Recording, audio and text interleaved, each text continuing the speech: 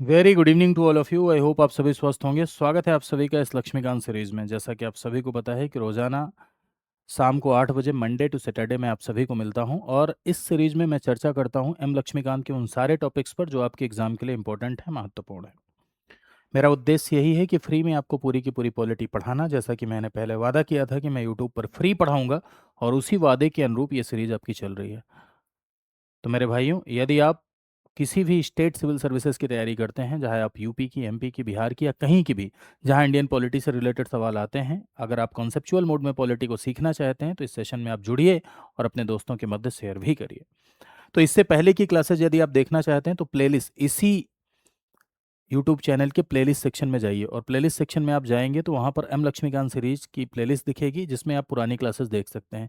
इससे पहले मैंने फंडामेंटल राइट तक पढ़ाया है और डीपीएसपी यानी आज जैसे राज्य के नीति निर्देशक तत्व हैं, तो नीति निर्देशक तत्वों से पहले एक पार्ट इसका हो चुका है, वो भी आप वहाँ से देख सकते हैं। कल क्लास नहीं हो पाई थी क्योंकि कुछ टाइपिंग इशू हो गया था, चीज़ें जो है क्या कहते हैं तैयार नहीं हो पाई थी, तो इसकी वजह से नहीं हो पाई थी। उसके लिए माफ़ी चाहते हैं। आज से रेगुलर आपकी क्लास इसी समय पर चलेगी। तो चलिए, तो लास्ट क्लास में हम लोग पढ़ रहे थे directive principle of state policy, और directive principle of state policy में मेरे भाइयों मैंने आपको ये बताया था कि इसे तीन भाग में बांटते हैं। और इसे तीन भाग में बांटते हैं, कौन कौन से तीन पार्ट में इसे डिवाइड डिवाइड करते हैं? समाजवादी सिद्धांत यानी सोशलिस्ट प्रिंसिपल, गांधीयन प्रिंसिपल और लिबरल प्रिंसिपल। समाजवादी सिद्धांत हम लोग पढ़ रहे थे और मैंने आपसे एक बात कही थी कि ऐसे सिद्धांत जो समाज में सोशल एंड इकोनॉमिकल जस्टिस को इंश्योर करने का काम करते हैं, यानी जो समाज में सामाजिक और आर्थिक न्याय को इंश्योर करने का काम करते हैं, उन्हें हम सोशलिस्ट प्रिंसिपल के तौर पर देखते हैं, यानी उन्हें हम समाजवादी सिद्धांत के तौर पर, सोशलिस्ट प्रिंसिपल के तौर पर हम उन्हें देखते हैं। ठीक है, आर्टिकल 41 तक आपका हो गया था। ठीक है, अनुच्छेद 41 हम लोगों ने लास्ट क्लास में पढ़ा था। अब हम लोग आर्टिकल 42 ऑफ द कॉन्स्टिट्यूशन से पढ़ते हैं। इसका पढ़ने का तरीका मैंने आपको बताया था कि इसका सीधा पढ़ने का तरीका ये है कि जो भी डीपीएसपी के आर्टिकल्स हैं उनको रटना नहीं है। डीपीएसपी के आर्टिकल्स वो रटना नहीं है, बल्कि उन्हें योजनाओं के साथ, स्कीम्स के साथ कनेक्ट करना है। जो योजनाएं और जो स्कीम्स मैं आपको बता रहा हूँ उसके अलावा भी योजनाओं और स्कीम्स के साथ आप इन्हें कनेक्ट करेंगे।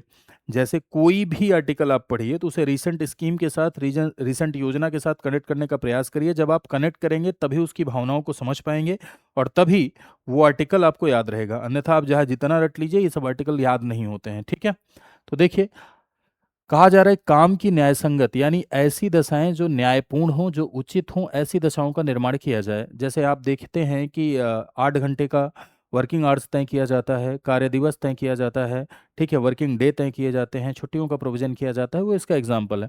और मानव उचित दशाओं का, ठीक है, मानव के लिए उचित दशाओं का निर्माण किया जाए, यानी ऐसी दशाएं, काम के लिए ऐसी दशाओं का निर्माण जो मानव के लिए उचित हो। ऐसा नहीं हो कि पता चला कि महिलाओं को खान में फेंक दे रहे हैं काम करने के लिए, माइंस में फेंक दे रहे हैं काम करने के लिए, ऐसा नहीं होना चाहिए। प्रसूति सहायता, मैटरनिटी रिलीफ का प्रोविजन किया जाए। तो देखो, जैसे कि आपने कुछ स्कीम सुनी होगी, आशा बहु योजना चलती है। आशा बहु योजनाएं चलती है जो कि ऐसी महिलाएं जो प्रेग्नेंट हैं उनको सहायता देने के लिए, उनको जो सुविधाएं आती हैं उन सुविधाओं को प्रोवाइड करने के लिए है। मैटरनिटी रिलीफ एक्ट बना हुआ है ना, मातृत्व लाभ अधिनियम बना हुआ है। तो ये आर्टिकल 42 का क्या है? एग्जाम्पल है, अनुच्छेद 42 का एग्जाम्पल है। यानी राज्य से ये अपेक्षा की जा रही है कि राज्य ऐसा करे। आर्टिकल 43 यदि आप देखेंगे तो आर्टिकल 43 कह रहा है कि सभी कर्मकारों के लिए निर्वाह योग्य मजदूरी मिल सके। सभी कर्मकारों के लिए निर्वाह, यानी इतने वर अनुच्छेद 43 राज्य से अपेक्षा करता है कि राज्य ऐसे प्रावधान करे कि कर्मचारियों को इतना वेतन, इतनी मजदूरी प्राप्त हो सके जिससे वो अपनी लाइफ का निर्वहन, जीवन का निर्वहन अच्छी तरीके से, बढ़िया तरीके से कर सके, है ना। लिविंग वेज फॉर और वर्कर। तो जैसे आप देखेंगे एमएसएमई, एमएसएमई को बढ़ावा दिया जा रहा है। क्यों बढ़ावा दिया जा रहा है? इसीलिए एमएसएमई को बढ़ावा देना, बहुत सारे जो है छोटे छोटे उद्योग को बढ़ावा देना, ठीक है। मनरेगा का कॉन्सेप्ट, ये आर्टिकल 43 को क्या करता है? एग्जीक्यूट करने का काम करता है। एक कानून आपने सुना होगा कि समान पारिश्रमिक अधिनियम, समान पारिश्रमिक अधिनियम जिसे आप कहते हैं इक्वल रिनमरेशन एक्ट। इक्वल रिनमरेशन एक्ट इसका एग्जाम्पल है ना। यानी कहने का अर्थ ये है कि राज्य श्रमिकों को जीविका योग्य वेतन, सम्मानजनक जीवन स्तर तथा अवकाश सुनिश्चित करेगा। न्यूनतम मजदूरी कानून इसका एग्जाम्पल है। साथ ही साथ इसमें एक लाइन आगे और लिखी हुई है जो कि यहाँ पर मेंशन नहीं है, कि ग्रामीण क्षेत्रों में कुटीर उद्योग को बढ़ावा देना। आर्टिकल 43 में ही एक लाइन लिखी हुई है जो कि गांधीयन प्रिंसिपल है। ठीक है, उसको आगे चल के हम लोग गांधीवादी प्रिंसिपल में देखेंगे। अभी हम लोग वही प्रिंसिपल देख रहे हैं जो समाजवादी सिद्धांत है, यानी जो सोशलिस्ट प्रिंसिपल है, उन्हीं को हम लोग देख रहे हैं। गांधीयन प्रिंसिपल को अलग से अलग चार्ट में हम लोग गांधीयन प्रिंसिपल देखेंगे। ठीक है। उद्योगों के प्रबंध में कर्मकारों का भाग लेना, पार्टिसिपेशन इंश्योर होना चाहिए, जैसे कि किसी भी पर्टिकुलर इंडस्ट्री में, किसी भी पर्टिकुलर उद्योग में, किसी भी पर्टिकुलर फैक्ट्री में उचित तरीके से, उचित तरीके से पार्टिसिपेशन कर्मकारों का, कर्मचारियों का हो। ऐसा न हो कि उनका शोषण हो। अगर पार्टिसिपेशन नहीं रहेगा, कोई संगठन बनेगा, कोई निर्णय लिया जाएगा, तो उसमें अगर पार्टिसिपेशन कर्मचारियों का नहीं रहेगा तो उसके एक्सप्लॉयटेशन की संभावनाएं होती हैं, उनके शोषण की संभावनाएं होती हैं। इसीलिए ये कहा जा रहा है आर्टिकल 43A, देखो यहाँ कैपिटल ए लिखा हुआ है, कैपिटल ए लिखा हुआ है, तो इस बात को आप समझिएगा कि जहां जहां कैपिटल ए डीपीएसपी में लिखा है वो समझ लो अमेंडेड है। ठीक है, आर्टिकल 43A जो है ये अमेंड होके आया है, यानी इसमें संशोधन हुआ है। 42nd कॉन्स्टिट्यूशनल अमेंडमेंट एक्ट के द्वारा ये जोड़ा गया, यानी 42वें संविधान संशोधन के द्वारा ये जोड़ा गया, और राज्य से ये अपेक्षा करता है कि उद्योगों के प्रबंधन में, है ना, भागीदारी जो है श्रमिकों की वो होनी चाहिए। जैसे आप देखते हैं कि मजदूर यूनियन का बनना, ठीक है, इंडस्ट्रियल डिस्प्यूट निवारण अधिनियम 1947, ये सब इसके क्या हैं, उदाहरण हैं, यानी एग्जाम्पल्स हैं। ठीक, आर्टिकल 47, आर्टिकल 47 में ढेर सारी बातें हैं, लेकिन आर्टिकल 47 में ऐसी बात जो क्या है, जो यहाँ पर समाजवादी प्रिंसिपल में आती है वो बताते हैं। आर्टिकल 47 में कुछ बातें ऐसी हैं जो गांधीयन प्रिंसिपल भी हैं, जैसे शराबबंदी की जो बात की जा रही है वो गांधीयन प्रिंसिपल है। पोषाहार स्तर और जीवन स्तर को ऊंचा करना, आज भी हमारे भारत देश में बहुत सारे ऐसे लोग हैं जिनको उचित पोषण नहीं मिल पाता। आप जानते हैं कि उचित न्यूट्रिशन नहीं मिल पाने से लोग कुपोषित हो जाते हैं, कहते हैं ना, कुपोषण का शिकार हो गया। कुछ दिन पहले अगर मुझे भी आप देखोगे तो ये जो हमारी जो तोंद है ये नहीं थी। ठीक है, अभी भी नहीं है, थोड़ा सा ही है, पहले बिल्कुल भी नहीं थी, मैं थोड़ा बहुत दुबला पतला सा दिखता था, तो मुझे भी कभी कभी लोग कह देते थे। अभी तो मान लो खैर ये जो है क्या कहते हैं, हाँ, भारी भरकम और खाया पिया शरीर लग रहा है, तो उन तो हमारा साथ देती है, जहाँ मैं जाता हूँ वहाँ ये भी जाता है, जाती है। मैं हंसता हूँ ये भी हंसती है, मैं खाता हूँ ये भी खाती है, मैं और मेरी तोंद का अलग ही रिश्ता हो गया है अब। ठीक है, खैर अभी इतनी नहीं हुई है कि इस पे कप रख लो आप, हाँ, लेकिन थोड़ी बहुत दिखती जरूर है। तो यहाँ पोषाहार का स्तर, जीवन स्तर, आज भी भारत देश में बहुत सारे लोग ऐसे हैं जिनको उचित जीवन स्तर, उचित पोषण का स्तर नहीं मिल पाता, उचित न्यूट्रिशन नहीं मिल पाते। ऐसे में राज्य से अपेक्षा की जा रही है कि राज्य ऐसे प्रोविजन करे जिससे पोषण के स्तर को सुधारा जा सके। बहुत सारे बच्चे आज भी भारत देश में हैं जो बिना एक टाइम का खाना खाए हुए सोते हैं। इसीलिए आप देखें कुछ स्कीम, जैसे मिड डे मील स्कीम चलती है। ठीक है, मिड डे मील योजना, मिड डे मील योजना के तहत क्या मिलता है भाई, सरकारी स्कूलों में बच्चों को खाना मिलता है ना। मिड डे मील स्कीम कौन से आर्टिकल से प्रेरित है, 47। आपसे पूछा जाएगा मिड डे मील स्कीम कौन से आर्टिकल से इंस्पायर है, 47 से इंस्पायर है। ठीक है, आजकल 5 किलो अनाज मिल रहा है, आर्टिकल 47 से इंस्पायर आप उसे भी कह सकते हैं। ठीक है, साथ ही साथ फूड सिक्योरिटी एक्ट बना हुआ है, खाद्य सुरक्षा अधिनियम बना हुआ है, भोजन के अधिकार को उसमें लीगलाइज किया गया है। तो एक तरीके से देखा जाए तो आर्टिकल 47 का क्या है, एग्जाम्पल है। तो यहाँ आपने अब तक क्या क्या पढ़ा, आर्टिकल 39 पढ़ा, आर्टिकल 39 भी सोशलिस्ट प्रिंसिपल है। ठीक है, आर्टिकल 39A भी सोशलिस्ट प्रिंसिपल है, 41 सोशलिस्ट प्रिंसिपल है, 42 सोशलिस्ट प्रिंसिपल है, 43 की पहली लाइन, एक लाइन और दूसरी लाइन नहीं, कुटीर उद्योग वाली लाइन नहीं। ठीक है, 43 का ए भी सोशलिस्ट प्रिंसिपल है। साथ ही साथ आपने देखा कि 47 भी आपका, 47 की पहली लाइन ये आपका सोशलिस्ट प्रिंसिपल है। ठीक है, आगे आते हैं हम लोग अगले सिद्धांत पर। अगला है आपका गांधीयन सिद्धांत। गांधीवादी सिद्धांत का अर्थ ये है कि ऐसे सिद्धांत जो गांधीयन विचारधारा यानी गांधीवादी प्रिंसिपल पर आधारित हैं। जैसे आर्टिकल 47 में ही दूसरी लाइन अगर आप पढ़ेंगे तो लिखा हुआ है, नशीली दवाओं, मदिरा, ड्रग आदि के उपयोग पर प्रतिबंध, यानी prohibition of the use of intoxication drugs, liquor etc., यानी ड्रग्स का यूज, गांजा का बैन किया गया है, ड्रग्स को बैन किया गया है। गुजरात में शराबबंदी की गई है, बिहार में शराबबंदी की गई है। ये किसका उदाहरण है, आर्टिकल 47 ऑफ द कॉन्स्टिट्यूशन का उदाहरण है। ये गांधीयन प्रिंसिपल है और राज्य से ये अपेक्षा की जाती है। इसको एकदम बढ़िया अंदाज में समझा करो डीपीएसपी। सुखदेव जी महाराज राजा परीक्षित से कहते हैं, हे राजन, आर्टिकल 47 ऑफ द कॉन्स्टिट्यूशन राज्य से एक्सपेक्ट करता है, राज्य से अपेक्षा करता है कि राज्य ऐसा करे, राज्य नशीली दवाओं पर प्रतिबंध लगाए। तो दवाओं का प्रयोग, माफ कीजिएगा, मेडिसिन्स में मेडिकल सेक्टर में छोड़कर नशीली दवाओं का प्रतिषेध किया जाए, प्रोहिबिट किया जाए, ऐसी राज्य से अपेक्षा की जा रही है। ठीक है। आगे आर्टिकल 48। आर्टिकल 48 में आप ढेर सारी चीजें पढ़ेंगे, लेकिन आर्टिकल 48 में ही दूसरी लाइन है, उसी में ये लिखा हुआ है कि दुधारू पशु, ऐसे पशु जिनसे हमें दूध मिलता है, गाय बछड़ा इत्यादि के वध पर प्रतिषेध किया जाए। यानी गौ हत्या बैन आर्टिकल 48 का कॉन्सेप्ट है, गांधीयन प्रिंसिपल है, क्योंकि गांधी जी गौ हत्या के खिलाफ थे। आर्टिकल 40, अब देखो जैसे मध्य प्रदेश में गोहत्या बैन किया गया है, उत्तर प्रदेश में गोहत्या बैन किया गया है, तो ये किसका एग्जाम्पल है? आर्टिकल 48 का एग्जाम्पल है। ठीक है।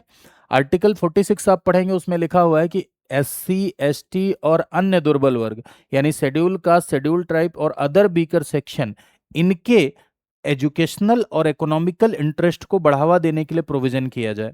यानी ऐसा वर्ग जो सामाजिक रूप से पिछड़ा है, शैक्षिक रूप से पिछड़ा है, अनुसूचित जाति जनजाति का है, या कोई अन्य कमजोर वर्ग है, तो उनके एजुकेशनल और इकोनॉमिकल ग्रोथ के लिए प्रोविजन किया जाए। तो रिजर्वेशन देना इसका एग्जाम्पल है, EWS रिजर्वेशन मिला इसका एग्जाम्पल है, SC ST को रिजर्वेशन मिला हुआ है, ये इसका उदाहरण है, ये इसका एग्जाम्पल है। तो आर्टिकल 46 हो गया आपका।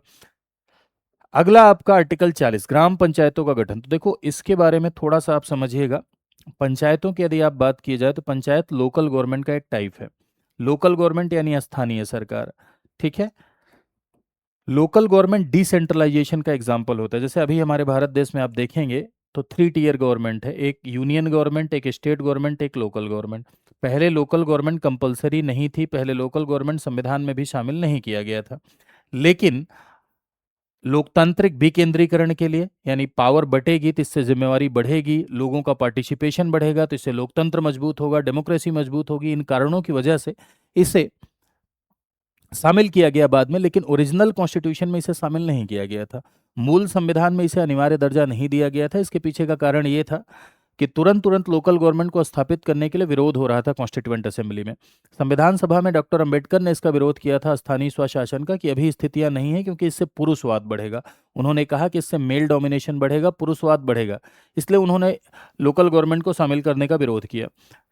पंडित जवाहरलाल नेहरू ने भी इसका विरोध किया। उन्होंने कहा कि गांव वालों को कम मत समझो, गांव वालों में सरकार दे दोगे तो लाठी लेके गांव के साथ चारों तरफ खड़े हो जाएंगे, कहेंगे हमारा देश, हमारे गांव, हमारी लाठी, ठीक है, मांग खोपड़ी फोड़ देंगे अगर आओगे तो अलग अलग देश बनाने लगेंगे। ये अति स्थानीयता यानी रीजनलिज्म एक बड़ा इशू हो जाएगा। जब तक लोगों के अंदर नेशनलिज्म की भावना नहीं आती, जब तक लोगों के अंदर राष्ट्रवाद की भावना नहीं आती, तब तक इसे देना ठीक नहीं है। इसीलिए लोकल गवर्नमेंट को कंपलसरी बॉडी नहीं बनाया गया, लोकल गवर्नमेंट को अनिवार्य दर्जा नहीं दिया गया, बल्कि इसे कहाँ रख के छोड़ दिया गया? बल्कि इसे DPSP के आर्टिकल 40 में रख के छोड़ दिया गया, और राज्य से यह अपेक्षा की गई कि राज्य ग्राम पंचायतों का गठन करे।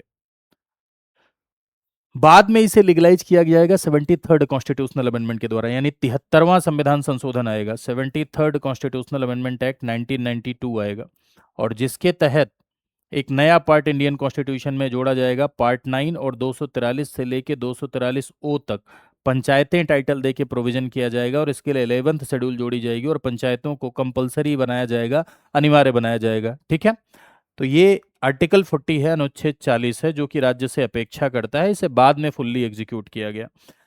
आगे आ जाते हैं 43। 43 में एक लाइन आपने पढ़ी थी कर्मचारियों वाली, वो लाइन छोड़ के दूसरी लाइन यदि आप पढ़ेंगे तो ये गांधीयन प्रिंसिपल है। देखो गांधी जी लेके बैठे रहते थे ना चरखा, है ना?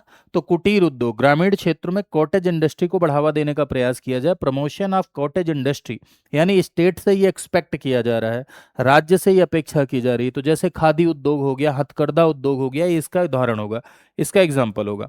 सहकारी समिति 43 का बी, मेरे भाई ये भी पहले इंडियन कॉन्स्टिट्यूशन में नहीं था, इसे 97th कॉन्स्टिट्यूशनल अमेंडमेंट एक्ट के द्वारा जोड़ा गया, 97वें संविधान संशोधन के द्वारा जोड़ा गया। सहकारी समितियां आज के दौर में रूरल डेवलपमेंट के लिए बहुत जरूरी हैं। आप देखते हैं कि बहुत सारे ऐसे बिजनेसेस हैं, बहुत सारा ऐसा प्रोडक्शन है जो जो कोऑपरेटिव सोसाइटीज के थ्रू हो रहा है, और बहुत ज़्यादा हो रहा है। अमूल दूध आप देख लीजिए कि अमूल का अपनी कोई एक भी भैंसिया नहीं है क्या? अमूल के पास भैंसिया है ही नहीं, ना एक गैया है ना भैंसिया है, कुछ नहीं है अमूल के पास। लेकिन अमूल इतना बड़ा मिल्क डिस्ट्रीब्यूटर है। कोऑपरेटिव सोसाइटीज के तर्ज में मिल्क कलेक्ट होता है, उसके बाद जाता है फिल्टर होकर बेचा जाता है। लिज्जत पापड़ हो गया, आपका नवरत्न अचार हो गया, ये सब इसके क्या है? एग्जाम्पल है। सहकारी समितियों से संबंधित जो 97th कॉन्स्टिट्यूशनल अमेंडमेंट एक्ट है, मैंने आपको पहले भी बताया था आर्टिकल 19 पढ़ाते समय।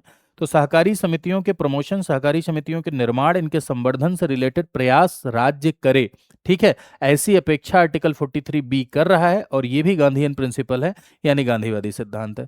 तो यहाँ आपने देखा कि आर्टिकल 47 की दूसरी लाइन, आर्टिकल 48 की दूसरी लाइन, 46 पूरा का पूरा, ठीक है, 47 में जो आपका शराबबंदी मदिराबंदी की बात की जा रही है, ग्राम पंचायतों का गठन, कुटीर उद्योग को बढ़ावा देना, 43 की सेकंड लाइन, और सहकारी समिति वाला कॉन्सेप्ट, ये सब गांधीयन प्रिंसिपल हैं, गांधीवादी सिद्धांत हैं, क्योंकि ये बातें गांधी के विचारों से प्रभावित होकर एड ऑन है, यानी गांधी के विचारों से प्रभावित नजर आती हैं।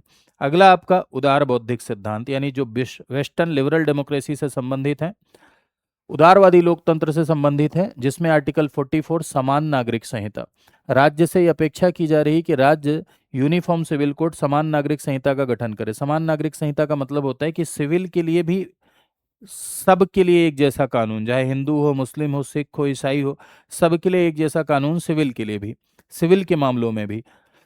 जैसे आप देखते हैं कि क्रिमिनल के मामलों में ज़्यादातर हमारे भारत देश में यूनिफॉर्म लॉ है, यानी चाहे हिंदू, मुस्लिम, सिख, ईसाई कोई भी हो, चोट्टाई करेगा तो सेम पनिशमेंट है ना, सेम प्रोसीजर है, सेम ट्रायल है, ग्राउंड्स होते हैं। वैसे ही सिविल के लिए, सिविल मतलब दीवानी मामले, जर जोरू जमीन, जमीन जायदाद विवाह तलाक वाले जो मामले होते हैं वो सिविल डिस्प्यूट होते हैं। तो सिविल के मामलों में भी सबके लिए एक जैसा कानून ऐसा नहीं है भारत देश में। भारत देश में धर्म की स्वतंत्रता है, पर्सनल लॉज को भी अलाउ किया गया है, जैसे मुस्लिम्स के लिए मुस्लिम पर्सनल लॉ बोर्ड है, मुस्लिम विधि अलग है, हिंदू विधि अलग है ना। तो यूनिफॉर्म सिविल कोड का कॉन्सेप्ट कहता है कि सबके लिए सिविल के मामलों में भी एक जैसा कानून हो, ठीक है। तो यूनिफॉर्म सिविल कोड समान नागरिक संहिता को राज्य स्थापित करने का प्रयास करे। गोवा में ये पहले से लागू थी, उत्तराखंड अभी एक राज्य हुआ जिसने इसे अपने यहाँ क्या किया, लागू किया, बाकी ये पूरे देश में लागू नहीं है, ठीक है। 45, 45 में 86वें संविधान संशोधन के द्वारा मॉडिफिकेशन हुआ। 45 में ये लिखा हुआ है कि 6 वर्ष से कम आयु, 14 वर्ष नहीं भैया, 6 वर्ष, ठीक है, 6 वर्ष की कम आयु के बालकों को,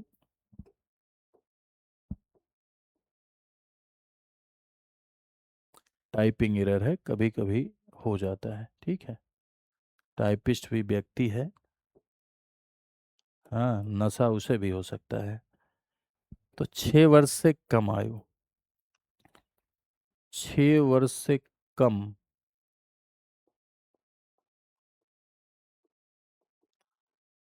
कम आयु के, 6 वर्ष से कम आयु के बालकों की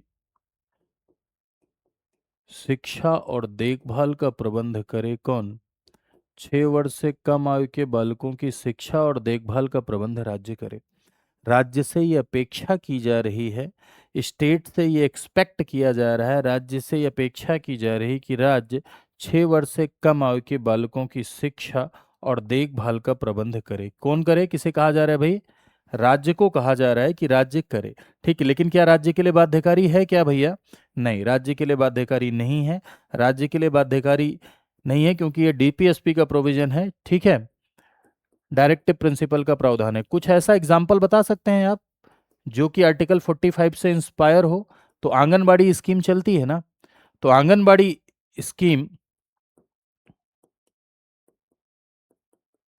6 वर्ष से कम आयु के बालक की शिक्षा, एजुकेशन से रिलेटेड और देखभाल से रिलेटेड प्रावधान राज्य करे। आंगनबाड़ी स्कीम आप देखिए, ये इसका एग्जाम्पल है ना। आंगनबाड़ी में 6 वर्ष से कम आयु के बच्चों के लिए देखभाल और शिक्षा का प्रोविजन किया जाता है ना। ओके, चलो ये तो हो गया आर्टिकल 45 ऑफ द कॉन्स्टिट्यूशन, अनुच्छेद 45। फिर उसके बाद हम लोग आ जाते हैं आर्टिकल 48। आर्टिकल 48 में देखो एक बात हम लोगों ने जो पढ़ी है, दुधारू पशु और गौ हत्या बैन वाली, वो गांधीयन प्रिंसिपल है। लेकिन आर्टिकल 48 में लिखा है कृषि और पशुपालन को आधुनिक और वैज्ञानिक प्रणालियों के अनुसार व्यवस्थित करना। यानी राज्य से अपेक्षा की जा रही है to carry out agriculture and animal husbandry using modern and scientific method, यानी मॉडर्न और साइंटिफिक मेथड का प्रयोग करते हुए कृषि और पशुपालन को व्यवस्थित करना। ठीक, पहले देखो हमारे भारत देश में मिल्क प्रोडक्शन बहुत कम था, है ना, क्योंकि देसी गैया थी, देसी भैंसिया थी। अब देसी भैंस और देसी गाय कितना दूध दे रही? 2 लीटर, 4 लीटर, 5 लीटर। लेकिन नए नए ब्रीड्स डेवलप हुए, नए साइंटिफिक मेथड अपनाए गए, और आज देखो नए नए ब्रीड्स है, मुर्रा भैंस है, ऐसी ऐसी भैंस है 10-10 लीटर दूध देती है। तो आज मिल्क प्रोडक्शन में हम कितना आगे हैं बताओ? आप लोग कमेंट करके ये बात बताइएगा कि दुग्ध उत्पादन में भारत का कौन सा नंबर है। मिल्क प्रोडक्शन में भारत देश का पूरे विश्व में कौन सा नंबर है, ये बात आप कमेंट करके बताइएगा और ऑथेंटिक डेटा दीजिएगा, ऊट पटांग मत बताइएगा, कभी कभी गलत लिख देते हैं आप। ठीक है, सही ही लिखा करिए, सही से दो चार जगह सर्च कर लिया करिए तभी लिखा करिए, सिर्फ चैट जीपीटी वाला मत लिख दिया करिए। ठीक है, थोड़ा देखा करिए, ऑथेंटिक साइट पे देखा करिए तब लिखा करिए। दूसरी चीज देखो पहले क्या होता था, गेहूं के लिए अमेरिका का सड़ा गेहूं जो है मांगने के लिए हम तत्पर रहते थे, और सड़ा गेहूं अमेरिका हमारे यहाँ भेज देता था। लेकिन फिर हमने साइंटिफिक मेथड का प्रयोग किया, हरित क्रांति आई हमारे भारत देश में, आज देखो हम गेहूं प्रोडक्शन में कितना आगे हैं, चावल प्रोडक्शन में हम कितना आगे हैं। तो कृषि में भी वैज्ञानिक पद्धतियों का इस्तेमाल किया गया, पशुपालन में भी वैज्ञानिक पद्धतियों का इस्तेमाल किया गया, और इससे क्या हुआ, जिससे हमें लाभ मिला। तो वही बात यहाँ पर सरकार से एक्सपेक्ट की जा रही है, राज्य से अपेक्षा की जा रही है कि साइंटिफिक और मॉडर्न मेथड का यूज करते हुए एग्रीकल्चर और एनिमल हस्बेंड्री को आगे बढ़ाया जाए। ठीक है, तो ये आर्टिकल 48 है। आर्टिकल 48 ए जो कि बाद में जोड़ा गया, 42nd कॉन्स्टिट्यूशनल अमेंडमेंट के द्वारा जोड़ा गया, यानी 42वें संविधान संशोधन अधिनियम के द्वारा जोड़ा गया। 42वें संविधान संशोधन अधिनियम के द्वारा 48 ए जोड़ा गया, जो कि पर्यावरण का संरक्षण, वन और वन्य जीवों की रक्षा का प्रयास राज्य करे, राज्य इसके लिए प्रावधान करे। जैसे एक कानून बना है, आपने सुना होगा वाइल्ड लाइफ प्रोटेक्शन एक्ट, ठीक है, वन्य जीव संरक्षण अधिनियम इसका उदाहरण है ना, इन्वायरमेंटल प्रोटेक्शन एक्ट, ठीक है, पर्यावरण सुरक्षा के लिए जो कानून बना है वो भी इसका क्या है, एग्जाम्पल है। आप देखते हैं कि कॉलेजेस में इन्वायरमेंटल एजुकेशन को आजकल अनिवार्य कर दिया गया है, इसका उदाहरण है। ठीक है, तो पर्यावरण का प्रोटेक्शन, क्योंकि आप जानते हैं कि विदाउट इन्वायरमेंट प्रोटेक्शन के इस पृथ्वी को हम नहीं बचा सकते हैं।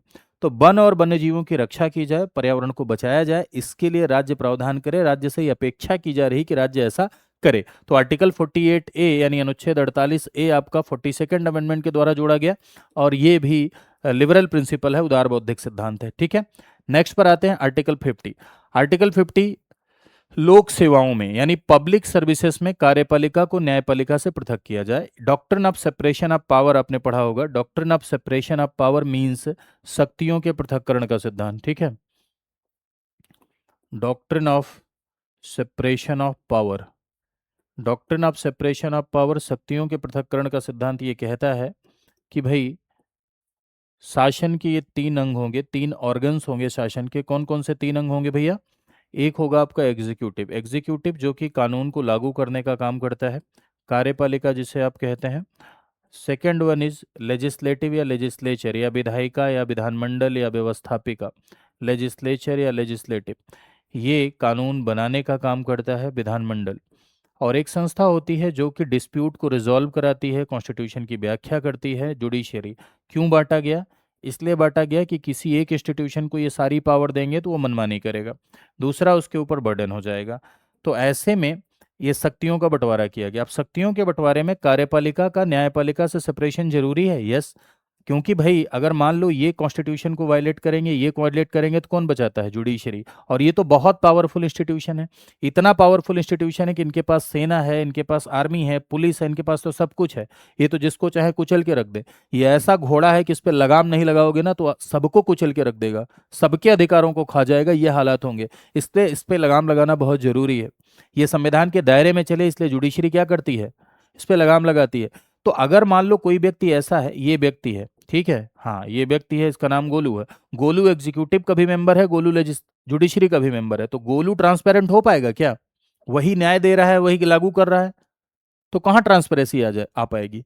इसीलिए आर्टिकल 50 में ये अपेक्षा की गई कि लोक सेवा में, पब्लिक सर्विसेज में एग्जीक्यूटिव जुडिशरी को अलग किया जाए। आज भी बहुत सारी ऐसी पब्लिक सर्विसेज हैं जिसमें जुडिशियल वर्क और एडमिनिस्ट्रेटिव वर्क दोनों होते हैं। जैसे एसडीएम को देखो, एसडीएम के पास एडमिनिस्ट्रेटिव वर्क भी है, उसके पास जुडिशियल पावर भी है रेवेन्यू मैटर्स में। तो ऐसे में क्या होता है, निष्पक्षता नहीं आ पाती, पारदर्शिता पर सवाल उठते हैं। इसीलिए अपेक्षा की जा रही है कि भाई पब्लिक सर्विसेज में कार्यपालिका और न्यायपालिका को अलग किया जाए। जो कानून को लागू कर रहा है वही कानून से संबंधित, लागू करने से संबंधित विवाद निपटाएगा। तो फिर जज और कानून को लागू करने वाला दोनों एक ही हो गया। तो दोनों एक ही हो गया तो फिर सरकार के खिलाफ सुरक्षा कैसे मिल पाएगी, है ना। अगर मैं ही जज हूं और मैं ही कानून को लागू करा रहा हूं, तो भाई कानून को लागू कराने में अगर कोई दिक्कत आएगी या कोई एडमिनिस्ट्रेटिव कार्य करने में कोई दिक्कत आएगी तो लोग कहाँ जाएंगे, जुडिशरी में जाएंगे। तो वो भी मेरे पास ही आ रहा है, तो मैं कैसे न्याय दे पाऊंगा, निष्पक्षता पर सवाल उठेगा। इसलिए कार्यपालिका न्यायपालिका का सेपरेट होना बहुत जरूरी है। तो आर्टिकल 50 लिबरल प्रिंसिपल। अगला है आर्टिकल 51। भाई बड़े बड़े देश अपने विश्व शांति की बात करते हैं, बड़े बड़े देश वर्ल्ड पीस की बात करते हैं, विश्व शांति की बात करते हैं। लेकिन संविधान में लिखने की हिम्मत नहीं पड़ती है। लेकिन ये गौरव का बात है हमारे लिए, हम सिर्फ कहते नहीं, हम करते भी हैं। आर्टिकल 51 ऑफ द कॉन्स्टिट्यूशन राज्य से अपेक्षा करता है कि राज्य इंटरनेशनल पीस एंड सिक्योरिटी का प्रोविजन करे, अंतर्राष्ट्रीय शांति एवं सुरक्षा को बढ़ावा दे। किसको? अंतर्राष्ट्रीय शांति एवं सुरक्षा को बढ़ावा दे। कौन बढ़ावा दे? आर्टिकल 51 ऑफ द कॉन्स्टिट्यूशन राज्य से अपेक्षा कर रहा है कि राज्य ऐसे प्रोविजन करे कि जिससे इंटरनेशनल पीस एंड सिक्योरिटी क्या हो? इंश्योर हो। कोई भी इंटरनेशनल डिस्प्यूट मध्यस्थता से, बातचीत के माध्यम से सुलझाया जा सके, इस बात की अपेक्षा की जा रही है आर्टिकल 51 में राज्य से। तो अगर आपसे कहा जाए कि भारत देश ने, पंडित नेहरू ने एक नीति अपनाई थी, गुट निरपेक्ष नीति, आपने सुना होगा ना, हम रशिया की तरफ जाएंगे ना हम अमेरिका की तरफ जाएंगे, हम एकदम न्यूट्रल रहेंगे, सेपरेट रहेंगे। आर्टिकल 51 का एग्जाम्पल है। भारत की फॉरेन पॉलिसी कौन से आर्टिकल से इंस्पायर होती है? 51 से। भारत देश की डिप्लोमेटिक पॉलिसी, कूटनीतिक नीति कौन से आर्टिकल से इंस्पायर होती है? आर्टिकल 51 से इंस्पायर होती है। तो ये आपने पढ़े जो अलग अलग क्या थे, आर्टिकल थे। अब सवाल ये उठता है कि directive principle of state policy में, यानी राज्य के नीति निर्देशक तत्वों में क्या संशोधन हो सकता है भैया? Directive principle of state policy में राज्य के नीति निर्देशक तत्वों में क्या अमेंडमेंट हो सकता है? जी हाँ, इसमें अमेंडमेंट पॉसिबल है, डीपीएसपी में हो सकता है। अंडर आर्टिकल 368 इसमें संशोधन किया जा सकता है। तो कौन कौन सा हुआ है? 42nd, 42nd constitutional amendment act. 42nd constitutional amendment act में आप देखेंगे कि जितना ए है, article 39A 42nd constitutional amendment act, article 43A 42nd, article 48A 42nd, जहां जहां ए जोड़ा गया है डीपीएसपी में, सब 42वें संविधान संशोधन के द्वारा है। ठीक है। 44वें संविधान संशोधन में आर्टिकल 38 में मॉडिफिकेशन हुआ है, 38 क्लॉज 2। ठीक है, यहां पर मॉडिफिकेशन परिवर्तन हुआ है 44वें के द्वारा। 86वें संविधान संशोधन में आर्टिकल 45 में मॉडिफिकेशन हुआ है, जिसमें यह लिखा गया कि 6 वर्ष से कम आयु के बच्चों की शिक्षा का प्रावधान करे। ठीक है, ये है 86 कॉन्स्टिट्यूशनल अमेंडमेंट एक्ट। 97वें संविधान संशोधन अधिनियम के द्वारा आप देखेंगे कि इससे 43B जोड़ा गया है, यानी 43 का बी जोड़ा गया है। ठीक है, वही बात आगे चल के मेंशन है, देखो 42nd 48A जोड़ा गया, आर्टिकल 39 48 43A जोड़ा गया, 39A जोड़ा गया। ठीक है, 42nd कॉन्स्टिट्यूशनल अमेंडमेंट के द्वारा, यानी 42वें संविधान संशोधन के द्वारा। 44 में आप आएंगे तो 44 में आप देखेंगे कि आर्टिकल 38 में क्या किया गया? मॉडिफिकेशन किया गया। यहां पर अगर आप कंफ्यूज हो रहे हो, ध्यान रखना, आर्टिकल, इसमें आप कंफ्यूज मत होइएगा। ये आर्टिकल 39 जो लिखा हुआ है आपका, ये आर्टिकल 39 है फ्री लीगल एड। ठीक है, निःशुल्क विधिक सहायता वाला जो प्रोविजन है। और ये 39, आर्टिकल 39 में जो है बच्चों के स्वस्थ विकास के अवसर उपलब्ध कराए, आर्टिकल 39 के लास्ट वाली जो लाइन आप पढ़ते हैं, ठीक है, ये है। दोनों में अंतर है, ये 39A है। ठीक है, ये आर्टिकल 39 में मैंने आपसे पढ़ाया था ना, कुछ तत्व जो राज्य को अनुसरण किए जाने हैं, कुछ तत्व जो राज्य के द्वारा अनुसरण किए जाने हैं, वो आर्टिकल 39 की बात यहां पर की जा रही है कि बच्चों को स्वस्थ विकास के अवसर उपलब्ध कराने का प्रयास राज्य करे। आगे आते हैं। 86वें के द्वारा 45 की विषय वस्तु चेंज की गई है ना, 45 में मॉडिफिकेशन हुआ। 97वें के द्वारा 43 का बी जोड़ा गया, जो कि सहकारी समिति से संबंधित है, कोऑपरेटिव सोसाइटी से संबंधित है, आर्टिकल 47, सॉरी 43B। अब हम लोग एक बात बताइए कि जैसे आपने पढ़ा कि एक आपका सोशलिस्ट प्रिंसिपल है, एक आपका लिबरल प्रिंसिपल है, एक आपका गांधीयन प्रिंसिपल है। कभी कभी मेरे भाई ऐसे भी सवाल आपके यहाँ पूछ लिए जाते हैं, बहुत ध्यान से समझना। कभी कभी ऐसे भी क्वेश्चंस आपके यहाँ पूछ लिए जाते हैं कि जो, जैसे लिखा जाएगा कि निम्न में से कौन सा गांधीयन प्रिंसिपल है, ऐसे लिख दिया जाएगा। संविधान के अनुसार निम्न में कौन सा गांधीयन प्रिंसिपल है? तो ध्यान रखिएगा, कॉन्स्टिट्यूशन में ऐसा कोई संविधान में ऐसा कुछ नहीं किया गया है कि ये गांधीयन प्रिंसिपल है, ये गांधीयन प्रिंसिपल नहीं है। संविधान में ऐसा कुछ नहीं है। ठीक है, हाँ, नेचर के आधार पर बाद में बांटा गया है। तो अगर आप बाई कॉन्स्ट, अगर आपसे ये लिख दिया गया कि according to constitution, according to constitution यानी संविधान के अनुसार ये गांधीयन प्रिंसिपल है, तो वहां ध्यान रखिएगा, गलत हो जाएगा चीजें। ठीक है, हाँ, अकॉर्डिंग टू कॉन्स्टिट्यूशन लिखा रहेगा तो उसको कट करना है आपको। तो आई होप इतना आप समझ गए होंगे। एक बार देखो, कल क्लासिफिकेशन में एक बार आपको और क्लियर कर देता हूं। जैसे आप, कोई मान लो ऐसा कोई सवाल है, सोशलिस्ट प्रिंसिपल, समाजवादी सिद्धांत, गांधीयन प्रिंसिपल, गांधी वाली सिद्धांत, लिबरल प्रिंसिपल, उदारवादी सिद्धांत। ठीक है।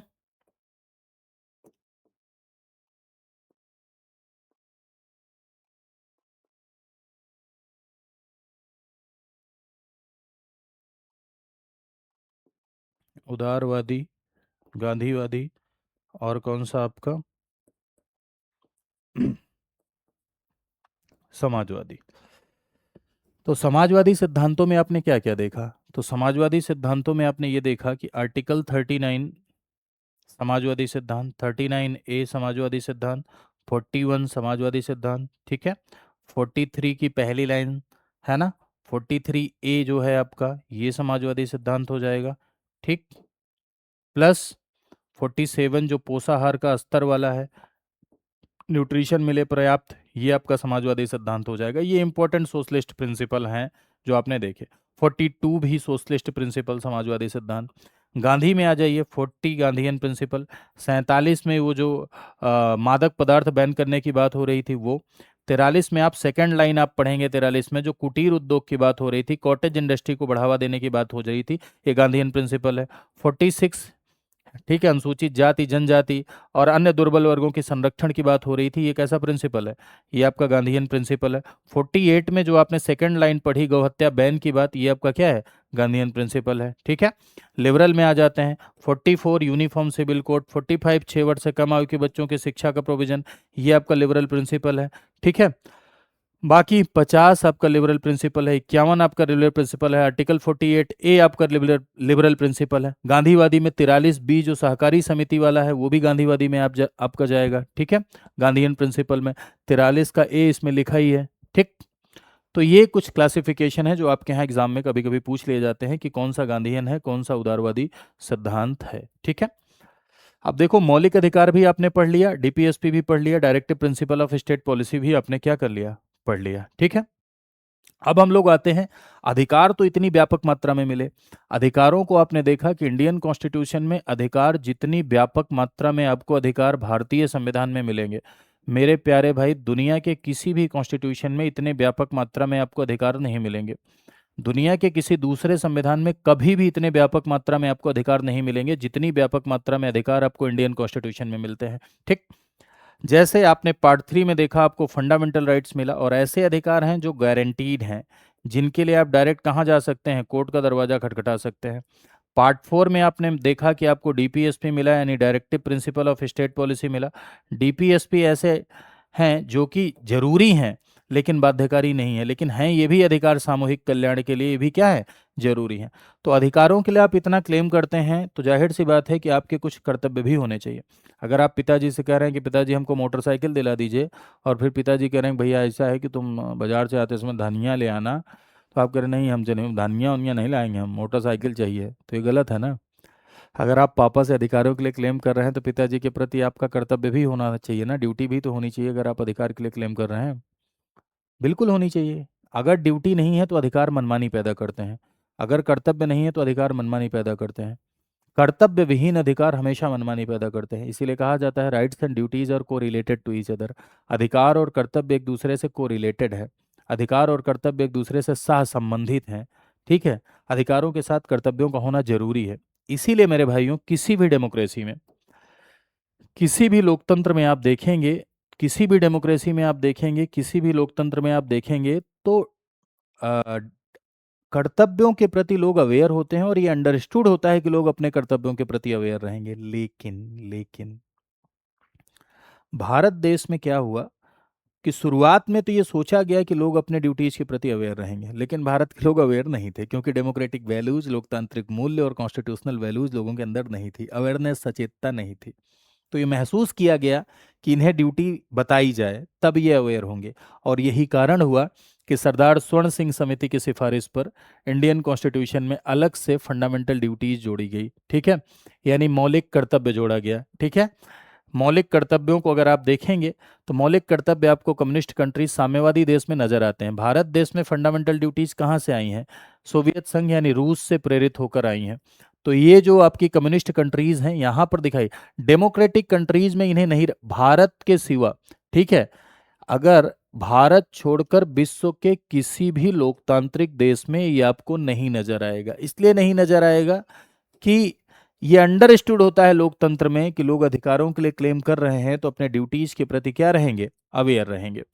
लेकिन भारत देश में चेतना नहीं थी। यही कारण रहा कि रूस से इंस्पायर होते हुए सरदार स्वर्ण सिंह कमेटी की रिकमेंडेशन पर, इंदिरा गांधी सरकार के दौरान सरदार स्वर्ण सिंह समिति की रिकमेंडेशन पर एक अमेंडमेंट किया गया और उस अमेंडमेंट का नाम हुआ 42nd कॉन्स्टिट्यूशनल अमेंडमेंट एक्ट, यानी 42वां संविधान संशोधन अधिनियम।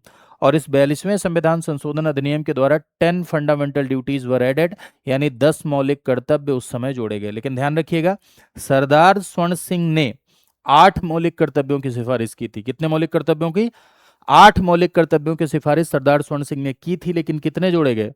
10 जोड़े गए। हालांकि सरदार स्वर्ण सिंह ने पनिशमेंट के लिए भी सिफारिश की थी और सरदार स्वर्ण सिंह ने टैक्स देना भी मौलिक कर्तव्य हो, टैक्स देना और दंड के लिए भी सिफारिश की थी, हालांकि वो नहीं माना गया। बाकी 10 मौलिक कर्तव्य जोड़े गए। एक बाद में जोड़ा गया आपका 11वां मौलिक कर्तव्य, 14 वर्ष तक की आयु के बच्चों को शिक्षा का अवसर उपलब्ध कराए गार्जियन यानी अभिभावक। ये 86वां संशोधन के द्वारा जोड़ा गया, यानी 86 कॉन्स्टिट्यूशनल अमेंडमेंट के द्वारा जोड़ा गया। देखिए 86 अमेंडमेंट आपका एग्जाम के लिए बहुत इंपॉर्टेंट होता है। 86वें संविधान संशोधन में हमेशा आप 3 बातें याद रखा करिए।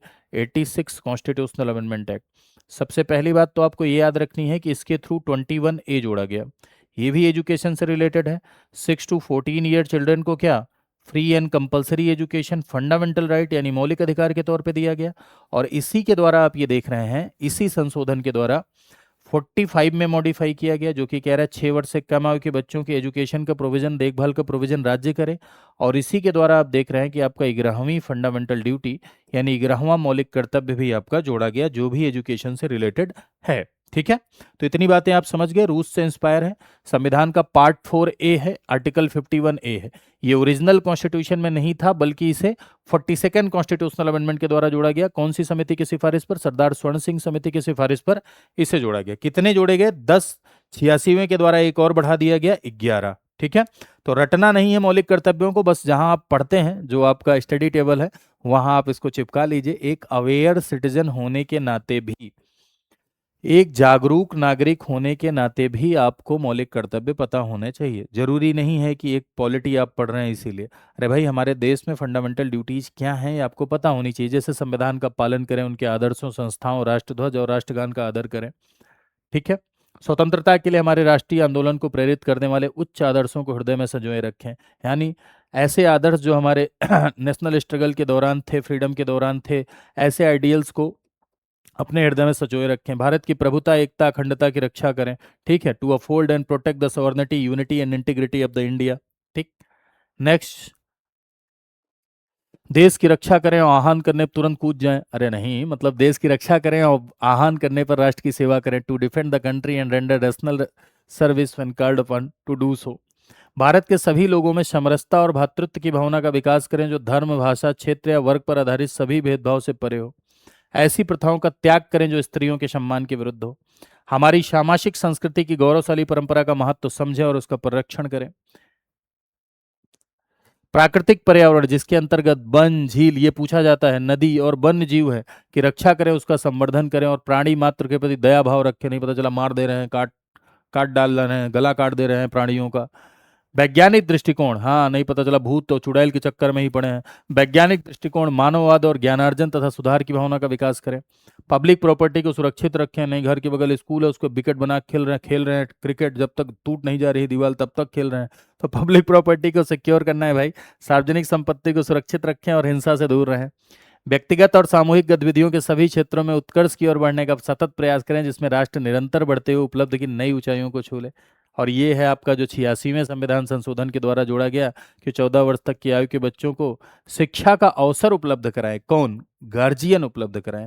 इसको मैंने लगातार ऐसे पढ़ दिया इसीलिए क्योंकि इसमें आप इसको अपने जहाँ स्टडी टेबल है आप वहाँ आप लगा लीजिए और पढ़ लिया करिए। रटना नहीं है, सिर्फ पढ़ना है। अभी तो मैंने इसलिए पढ़ लिया कि एक जागरूक नागरिक होने के नाते हमें ये पता होना चाहिए कि what are the fundamental duties, हमारे मौलिक कर्तव्य क्या है, इसलिए मैंने ऐसे इसे पढ़ दिया अकेले बस। ठीक है, चलिए features of the fundamental duties पर आते हैं। तो मौलिक कर्तव्य मेरे भाई सिर्फ सिटीजन के लिए हैं, ये नागरिकों के कर्तव्य हैं। अगर आप सोचें कि ये विदेशियों के कर्तव्य हैं तो नहीं, ये विदेशियों के कर्तव्य नहीं है, ये सिटीजन की ड्यूटी है, यानी नागरिकों के कर्तव्य है। इसमें बहुत कर्तव्य किस लिए आए हैं, इनका उद्देश्य क्या है? To create the morality and awareness in the society. समाज में नैतिकता की भावना को स्थापित करना, समाज में जागरूकता की भावना को स्थापित करना, यानी नैतिकता और जागरूकता की भावना को स्थापित करना, ये इनका उद्देश्य है ना। नैतिक और नागरिक कर्तव्य हैं, एक तरीके से देखा जाए मोरल और सिविक ड्यूटीज हैं। हालांकि ये नॉट बाइंडिंग है, बाइंडिंग नहीं है, न्यायोचित नहीं, यानी कोर्ट में जाके आप इन्हें क्या नहीं कर सकते हैं, क्लेम नहीं कर सकते हैं, नॉन जस्टिसिएबल हैं। जैसे आपने अब देखो यहाँ पर इस बात का ध्यान रखिएगा, प्रियम्बल पढ़ा, नॉन जस्टिसिएबल, कोर्ट में क्लेम नहीं कर सकते। फंडामेंटल राइट पढ़ा, इन्फोर्सिएबल है, जस्टिसिएबल है, टिंग टिंग टिंग टिंग करके कोर्ट जा सकते हैं। डीपीएसपी नॉन जस्टिसिएबल है, कोर्ट में जाके क्लेम नहीं कर सकते। फंडामेंटल ड्यूटी नॉन जस्टिसिएबल है। तो नॉन जस्टिसिएबल है तो जाहिर सी बात है कि इनको लागू करने के लिए लॉ बनाना पड़ेगा। जी हाँ, तो फंडामेंटल ड्यूटीज को लागू करने के लिए कानून बनाना पड़ेगा, लॉ बनाना पड़ेगा, है ना। बिना कानून बनाए इसे आप एग्जीक्यूट नहीं कर सकते हैं। भारतीय पद्धति, परंपरा, भारतीय जीवन पद्धति, इंडियन कल्चर से इंस्पायर हैं भाई, ठीक है। देखिए स्त्रियों के ऐसा कार्य न करें जो स्त्रियों के सम्मान के विरुद्ध हो, इंडियन कल्चर से तो इंस्पायर है। तो फंडामेंटल ड्यूटीज, पहली बात तो इसमें जो पूछा जाने वाला फीचर्स है, जो सबसे ज्यादा पूछा जाता है, कहाँ से इंस्पायर है, रूस से इंस्पायर है, ठीक है। इन्फोर्सिएबल है, नहीं इन्फोर्सिएबल नहीं है। केवल नागरिकों के लिए है, यस। कोर्ट में क्लेम कर सकते हैं, यस। नहीं कर सकते, बिल्कुल नहीं कर सकते। फिर लागू कैसे करेंगे? लागू करने के लिए कानून बनाना पड़ेगा, यानी लागू करने के लिए इन्हें क्या बनाना पड़ेगा, लॉ बनाना पड़ेगा। क्लियर है? नॉट बाइंडिंग है, बाध्यकारी नहीं है। डन। तो ये है आपका फंडामेंटल ड्यूटीज यानी मौलिक कर्तव्य। अब जो बातें मैं आपको पढ़ा रहा हूँ उन बातों से रिलेटेड सवाल भी सॉल्व किया करिए, आप क्वेश्चनेयर से सवाल भी सॉल्व किया करिए। ये प्रीलिम ओरिएंटेड पूरा का पूरा सेशन चल रहा है, तो सवाल जरूर सॉल्व किया करिए। और सुबह 7 बजे 20 मिनट शो होता है, मैंने आपसे मांगा है 60 से 70 मिनट, और 60-70 मिनट अगर आप पॉलिटी के लिए नहीं दे पा रहे हैं तो कैसे सीखेंगे? मैंने आपसे कहा है कि रोजाना आपको 60 से 70 मिनट देना है। अगर आप 60 से 70 मिनट मुझे देते हैं तो दुनिया कोई ताकत पॉलिटी सीखने से बचा नहीं पाएगी आपको, है ना। मतलब पॉलिटी सीखने से दूर नहीं कर पाएगी आपको, कहने का ये मतलब है। सुबह 20 मिनट शो देखिए और शाम को 8 बजे लक्ष्मीकांत शो देखिए, 100% मेरी गारंटी है कि आप सीख पाएंगे। तो ये है आपका फंडामेंटल ड्यूटीज, इतना आपने देखा। आई होप आपने इसे एंजॉय किया होगा। साथ ही ये देखिए यहाँ पर लिखा हुआ है कि Indian polity Monday to Saturday 8 बजे आपका ये Indian polity M Laxmikanth series चल रही है, और 20 मिनट शो आपका चलता है मंडे टू सैटरडे सुबह कितने बजे, 7 बजे आपका चलता है। इसके अलावा हमारे इस यूट्यूब चैनल पर डेली हमारे योगेन सर क्लास लेते हैं 8 बजे सुबह, करंट अफेयर। विवेक भाई, हमारे विवेक सर हैं, हमारे बहुत बढ़िया हिंदी पढ़ाते हैं, एकदम जबरदस्त। ये 10 बजे लेते हैं हिंदी की लाइव क्लास इसी चैनल पर, ठीक है। सुमित सर हमारे इतिहास पढ़ाते हैं बढ़िया एकदम 9 बजे। तो ये इस यूट्यूब चैनल का शेड्यूल है। मेरा शेड्यूल ये है आपके सामने, ये 2 क्लासेस मैं लेता हूँ यूट्यूब पर रोजाना, मंडे टू सैटरडे। इन 2 क्लासेस में इनरोल करके आप पूरी की पूरी पॉलिटी को क्या कर सकते हैं, सीख सकते हैं मेरे भाइयों। इसके अलावा यदि आप हमारे साथ जुड़कर कंप्लीट प्रिपरेशन करना चाहते हैं, पूरी की पूरी कंप्लीट तैयारी यदि आप हमारे साथ जुड़ के करना चाहते हैं, तो ध्यान रखिएगा, हम पीसीएस की कंप्लीट प्रिपरेशन के लिए, यानी पीसीएस की कंप्लीट तैयारी के लिए एक प्रोग्राम चलाते हैं जिसका नाम है आरंभ। आरंभ का इस समय आरंभ 19 चल रहा है, और आरंभ 19 एक बैच है, ठीक है, एक प्रोग्राम है जिसके थ्रू लाइव पढ़ाकर प्री मेंस और इंटरव्यू तीनों की तैयारी कराई जाती है। इंटरव्यू गाइडेंस प्रोग्राम बिल्कुल फ्री रहता है। प्री मेंस के लिए हम 1100+ आवर्स यानी 1100+ घंटे लाइव आपको पढ़ाए जाते हैं, ठीक है। ये एक ऐसा बैच है जिसमें यदि आप इनरोल करते हैं तो आप पूरी कंप्लीट तैयारी कर सकते हैं।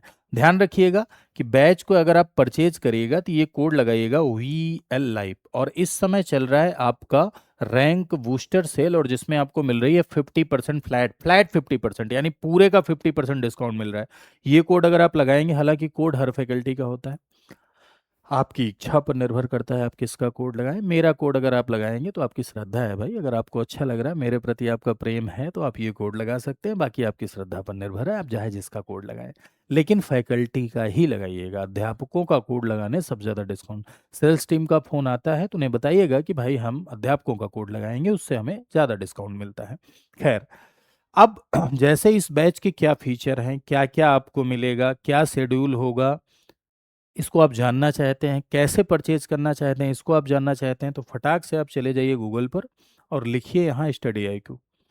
लिखेंगे, ये वेबसाइट आप ओपन कर लीजिएगा, कौन सा, www.studyIQ.com। जैसे मैंने यहाँ पर क्लिक किया, इस पे देखिए आपके सामने ही मैंने क्लिक किया, और जब आप क्लिक करेंगे तो इसमें आएगा पॉपुलर ऑनलाइन कोर्सेज, ठीक है।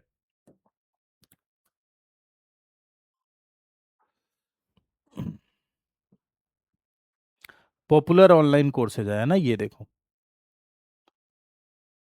पॉपुलर ऑनलाइन कोर्सेज, और इसमें आप क्लिक करिए स्टेट पीसीएस पर, फिर उत्तर प्रदेश पे क्लिक कर दीजिए। उत्तर प्रदेश पे जब आप क्लिक करेंगे, देखिए यहाँ लिखा हुआ आरंभ 19। आरंभ 19 पे आपने क्लिक किया तो दो तरह के बैचेज आपको दिखेंगे। एक गोल्ड, गोल्ड में पूरा सिलेबस पढ़ाया जाता है, सिर्फ पूरा का पूरा कंप्लीट सिलेबस लाइव गोल्ड में पढ़ाया जाता है। लेकिन प्लेटिनम में क्या है, लाइव सिलेबस पढ़ाया जाता है, 4 साल की वैलिडिटी है, इंडिविजुअल मेंटरशिप है, करंट अफेयर की मैगजीन है, फाउंडेशन एक बैच एक्स्ट्रा दिया जाता है, एक प्री का एक मेंस का बैच एक्स्ट्रा दिया जाता है, और साथ ही साथ रिकॉर्डेड एमसीक्यू कोर्स भी आपको दिए जाते हैं, एनसीईआरटी का भी एक रिकॉर्डेड कोर्स दिया जाता है। तो पूरी कंप्लीट सारगर्भित तैयारी के लिए, होलिस्टिक वे में पूरी तैयारी के लिए आप प्लेटिनम लें। प्लेटिनम में क्या है कि आपको टेस्ट सीरीज और किताबें जो अध्यापक सजेस्ट करते हैं उसके अलावा आपको कुछ नहीं खरीदना पड़ेगा, ये मेरा दावा है, ठीक है। अगर देखिए इस समय 50% डिस्काउंट चल रहा है, अगर बाई नाउ पे आप क्लिक करेंगे तो आइए देख लेते हैं कितने का पड़ रहा है। प्लेटिनम आपका पड़ रहा है 18,699 का, 18,699 का। और गोल्ड, गोल्ड आपका पड़ रहा है 10,999 का। लेकिन अब इसको रिमूव करो, ये कूपन कोड जो रैंकल लगा है, अब यहाँ कूपन कोड लगाओ आप VL लाइव, ठीक, ये कूपन कोड लगाओ। अब देखो, अब देखो गोल्ड पड़ रहा है 9,999 रुपये का, 1,000 और कम हो गया। प्लेटिनम आपका पड़ रहा है कितने का, 16,999 रुपये का, ठीक है। चलिए, तो आज के लिए इतना ही। आई होप आपने सेशन एंजॉय किया होगा। जरूर कमेंट सेक्शन में बताइएगा आपको सेशन कैसा लगा।